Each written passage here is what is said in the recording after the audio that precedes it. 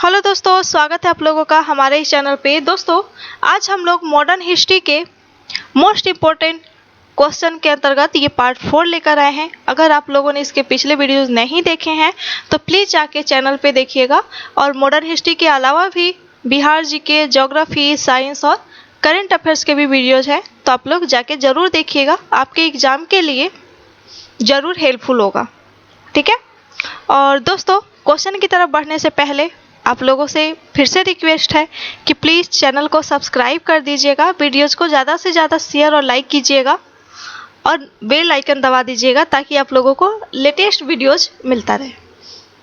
चलिए बढ़ते हैं क्वेश्चन की तरफ। बिहार साइंटिफिक सोसाइटी की स्थापना किसने की थी? बिहार साइंटिफिक सोसाइटी की स्थापना किसने की थी? तो ये स्थापना हुआ था मौलवी इमदाद अली के द्वारा। किनके द्वारा? मौलवी इमदाद अली। बढ़ते हैं नेक्स्ट क्वेश्चन की तरफ। राजा राम मोहन राय के बाद ब्रह्म समाज का नेता कौन बना? तो वो बने थे केशव चंद्र सेन, ठीक है। कौन बने थे? केशव चंद्र सेन। चलिए देखते हैं नेक्स्ट क्वेश्चन। राष्ट्रीय शिक्षा परिषद के संस्थापक कौन थे? राष्ट्रीय शिक्षा परिषद के संस्थापक कौन थे? तो वो थे सचिंद्र चंद्र मुखर्जी, ठीक है। कौन थे? सचिंद्र चंद्र मुखर्जी। बढ़ते हैं अगले क्वेश्चन की तरफ। हिंदुस्तान रिपब्लिकन एसोसिएशन की स्थापना किसने की थी? ठीक है, जिसको हम लोग शॉर्ट में एचआरए भी बोलते हैं। क्या बोलते हैं? एचआरए। तो इसकी स्थापना किसने की थी? स्थापक के पहले हम लोग चलते हैं कि इसकी स्थापना हुई कब थी। तो इसकी स्थापना जो हुई थी वो हुई थी 1924 ईस्वी में, ठीक है। और इसके संस्थापक थे राम प्रसाद बिस्मिल, योगेश चंद्र चटर्जी, चंद्रशेखर आजाद और सचिंद्र नाथ सन्याल। ये सबके नेतृत्व में ये एचआरए की स्थापना हुई थी। और इसी संगठन के सहायता से काकोरी कांड जो 1925 ईस्वी में हुआ था, जो लखनऊ और कानपुर जो के बीच में काकोरी नामक स्थान था, तो उसी काकोरी स्टेशन के पास काकोरी कांड हुआ था, ठीक है। चलते हैं नेक्स्ट क्वेश्चन की तरफ। रैयतवाड़ी व्यवस्था के जनक कौन थे? तो रैयतवाड़ी व्यवस्था के जो जनक थे वो थे थॉमस मुनरो। यहाँ पे आप लोग एक बात ध्यान रखिएगा, थॉमस मुनरो और हेक्टर मुनरो, इन दोनों लोग में डिफरेंस है। रैयतवाड़ी व्यवस्था के ये जनक थे थॉमस मुनरो, लेकिन हेक्टर मुनरो इनका नाम आता है बक्सर के युद्ध में, ठीक है। बक्सर का युद्ध जो 1764 ईस्वी में लड़ा गया था, तो उस समय अंग्रेजों की तरफ से जो नेतृत्व करता थे वो थे हेक्टर मुनरो। अभी आते हैं रैयतवाड़ी। तो ये थॉमस मुनरो ने 1820 ईस्वी में मद्रास प्रेसिडेंसी में इसको सबसे पहले लागू किए थे। रैयतवाड़ी व्यवस्था में क्या था कि रैयत का मतलब होता है किसान।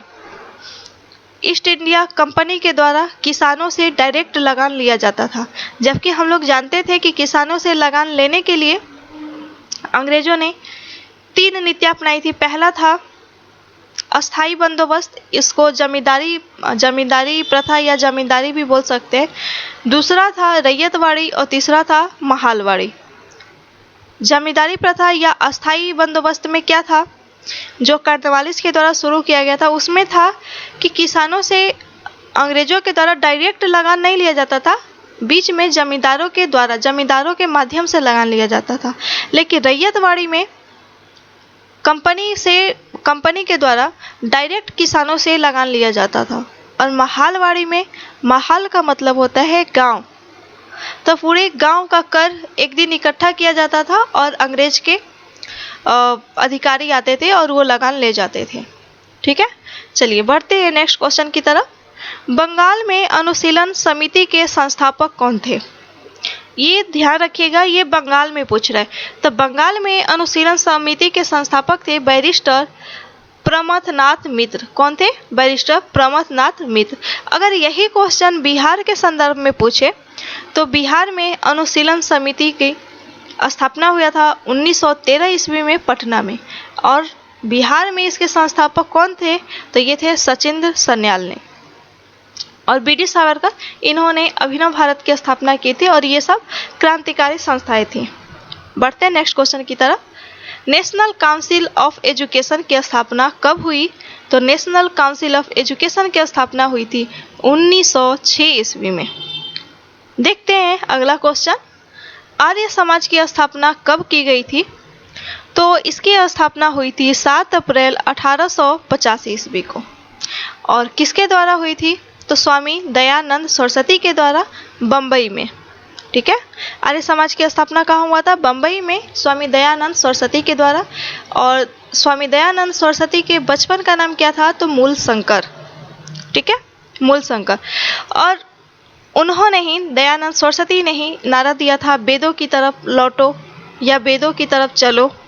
और अगर ये क्वेश्चन पूछा जाए कि सर्वप्रथम स्वराज शब्द का उल्लेख किसने किया था? तो स्वामी दयानंद सरस्वती ने। और अगर अवसर में स्वामी दयानंद सरस्वती नहीं दिया गया है और स्वराज शब्द का प्रथम उल्लेख पूछे तो उसको मारिएगा दादा नौरोजी। ठीक है, नौरोजी थे ना। चलिए बढ़ते हैं नेक्स्ट क्वेश्चन की तरफ। हाँ दोस्तों, क्वेश्चन की तरफ बढ़ने से पहले एक बात और बता दो कि ये जो 1885 ईस्वी में आर्य समाज की स्थापना दयानंद सरस्वती के द्वारा किया गया और इसके तुरंत बाद ही ये दयानंद सरस्वती बिहार में आए थे। और बिहार में सबसे पहले कहाँ आए थे? तो बक्सर में आए थे। चलिए देखते हैं अगला क्वेश्चन, इंडियन ओपिनियन पत्रिका, जो कि इसको वीवीआई कर लीजिएगा, ये बहुत महत्वपूर्ण है, किनके द्वारा शुरू किया गया था? तो ये किया गया था MK गांधी यानी मोहनदास करमचंद गांधी, अपने महात्मा गांधी। हाँ, कमेंट बॉक्स में आप लोग ये बताइएगा कि महात्मा गांधी को महात्मा की उपाधि किसने दिया था? तो वो दिए थे रविंद्रनाथ टैगोर ने चंपारण सत्याग्रह के दौरान। चलिए देखते हैं अगला क्वेश्चन, पंजाब में कोका आंदोलन का नेतृत्व किसने किया? तो देखिए, आंदोलन और नेतृत्वकर्ता ये मिलान के रूप में एग्जाम में अक्सर पूछ दिए जाते हैं, तो आप लोग ये ध्यान रखिएगा। तो पंजाब में कोका आंदोलन हुआ था, उसके नेतृत्वकर्ता थे राम सिंह। अगर आपसे ये पूछा जाए कि पंजाब में कोका आंदोलन का सबसे पहले नेतृत्व किसने किया था, तो वो भगत जवाहर मल किए थे। कौन किए थे? भगत जवाहर मल। लेकिन इसको आंदोलन के रूप में, एक बड़े पैमाने के रूप में अगर किसी ने लाया तो वो थे राम सिंह। एक बात और ध्यान देने योग्य बात है कि कूका आंदोलन पंजाब में हुआ था, लेकिन यही क्वेश्चन पूछे कि कुकी आंदोलन कहाँ हुआ था? तो मणिपुर में। ठीक है, कूका पंजाब में, कुकी मणिपुर। चलिए बढ़ते हैं अगले क्वेश्चन की तरफ। दीनबंधु मित्र के किस नाटक ने बागान मजदूरों के शोषण को उजागर किया? तो वो था नील दर्पण। कौन था? दीनबंधु ने रचना किया था नील दर्पण का, जिसमें नीलों से पीड़ित किसान का उजागर किया गया है। और अगर ये पूछे कि इस नील दर्पण का अंग्रेजी में अनुवाद किसने किया था, तो मधुसूदन दत्त ने। किसने किया? मधुसूदन दत्त। बढ़ते हैं अगले क्वेश्चन की तरफ। प्रथम फैक्ट्री अधिनियम किससे संबंधित था? तो ये प्रथम फैक्ट्री अधिनियम जो था ये बाल मजदूर से संबंधित था। और ये कब आया था? तो 1881 ईस्वी में। कब आया? 1881 ईस्वी में। बढ़ते हैं अगले क्वेश्चन की तरफ। दामिनी कोह का अर्थ क्या है? जी दोस्तों, ये जो टर्म है इसे आप लोगों को जरूर ध्यान में रखना होगा, क्योंकि ये दामिनी कोह जो है ये राजमहल पहाड़ियों के पास की जमीन है। और ये इसलिए महत्वपूर्ण है क्योंकि जो हम लोग जानते हैं ना, संथाल विद्रोह, तो ये राजमहल की पहाड़ियाँ जो बिहार में भागलपुर से झारखंड में फैली हुई हैं, राजमहल की ये पहाड़ियाँ, इन्हीं क्षेत्र में ये संथाल विद्रोह हुआ था, जो कब हुआ था? 1856 ईस्वी में। और संथाल विद्रोह के नेतृत्व करता थे 4 भाई, सिद्धू, कान्हू, चांद, भैरव। सिद्धू, कान्हू, चांद, भैरव। ठीक है। और अगर ये भी पूछा जाए कि अगर 1857 से पहले अगर कोई बड़ा विद्रोह हुआ था तो वो था ये संथाल विद्रोह 1856 का। बढ़ते हैं अगले क्वेश्चन की तरफ। तत्वबोधिनी पत्रिका के संपादक कौन थे? तो ये थे तत्वबोधिनी पत्रिका के संपादक अक्षय कुमार दत्त। ये पत्रिका बंगाल से संपादित होता था और ये साप्ताहिक पत्रिका था।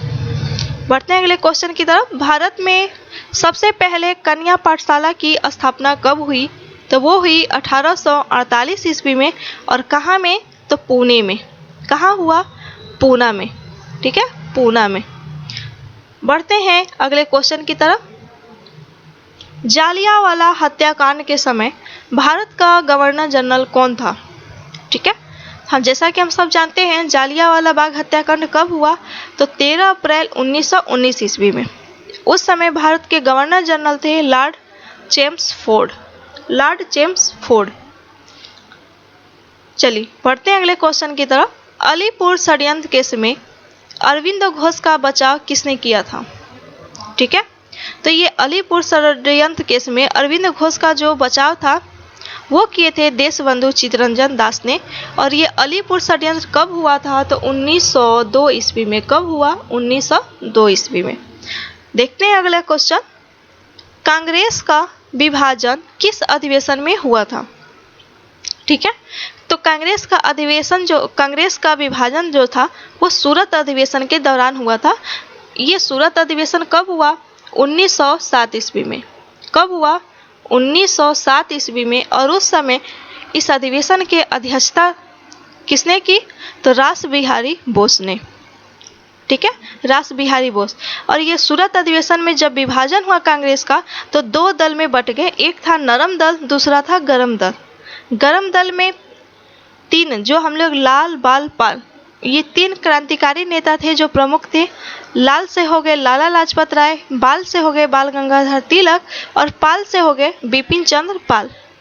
लाला लाजपत राय, बाल गंगाधर तिलक, बिपिन चंद्र पाल, अरविंद घोष, ये सब गरम दल के नेता थे। लेकिन नरम दल के नेता मदन मोहन मालवीय, एनी बेसेंट, गोपाल कृष्ण गोखले, ये लोग नरम दल के नेता थे। और ये जो सूरत का विभाजन हुआ था, तो बाद में समझौता कब हुआ था, तो लखनऊ समझौता जो हुआ था, लखनऊ का अधिवेशन 1916 ईस्वी में। तो ये गरम दल और नरम दल आपस में मिल गए थे। चलिए देखते हैं अगला क्वेश्चन। जतिन दास की मृत्यु कब हुई थी? तो जतिन दास की मृत्यु हुई 1929 ईस्वी में।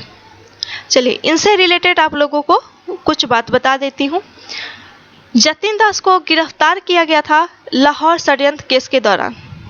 ठीक है, और जेल में क्रांतिकारियों के प्रति अंग्रेजों का व्यवहार अच्छा नहीं होने के कारण इन्होंने आमरण अनशन पे बैठ गए और अनशन के 63वें दिन इनकी मृत्यु हो गई थी। और जैसा कि हम लोग जानते हैं कि 1928-29 ईस्वी में असेंबली बम कांड हुआ था, जिसमें बटुकेश्वर दत्त और भगत सिंह, ठीक है, बटुकेश्वर दत्त और हाँ शायद भगत सिंह ही थे। अगर मैं गलत हूँ तो आप लोग कमेंट बॉक्स में ज़रूर बताइएगा। तो असेंबली बम कांड में जो बम बनाया गया था, जो बम का यूज हुआ था, वो किसके द्वारा हुआ था? तो वो जतिन दास के द्वारा बनाया गया बम था। ठीक है, और लाहौर षड्यंत्र, जैसा कि हम लोग जानते हैं कि लाहौर षड्यंत्र के दौरान ही उसी केस में चंद्रशेखर आज़ाद, भगत सिंह, राजगुरु और सुखदेव जी को गिरफ्तार किया गया। और दुर्भाग्यवश सुखदेव, भगत सिंह और राजगुरु को फांसी दे दिया गया था 31 मार्च 1929 ईस्वी को। और चंद्रशेखर आज़ाद 1929 ईस्वी में ही खुद को गोली मार लिए थे। ठीक है, चलिए तो दोस्तों ये था कुछ इम्पोर्टेंट क्वेश्चन जो मॉडर्न हिस्ट्री के जाने माने, ठीक है, हर एग्जाम में ये पूछा गया क्वेश्चन है। और कहीं ना कहीं कितनी बार ये रिपीट होता है, और आपके आने वाले एग्जाम के दृष्टिकोण से आई होप कि बहुत हेल्पफुल होगा। ठीक है, तो चलिए आप लोग रिवीजन कर लीजिएगा। और अगर कहीं पे कोई डाउट हो तो आप लोग प्लीज़ हमें कमेंट बॉक्स में कमेंट कीजिएगा। चलिए मिलते हैं नेक्स्ट क्वेश्चन में, नेक्स्ट वीडियोज में। तब तक के लिए ध्यान रखिएगा, रिवीजन खूब कीजिएगा, पढ़ाई कीजिए। धन्यवाद दोस्तों।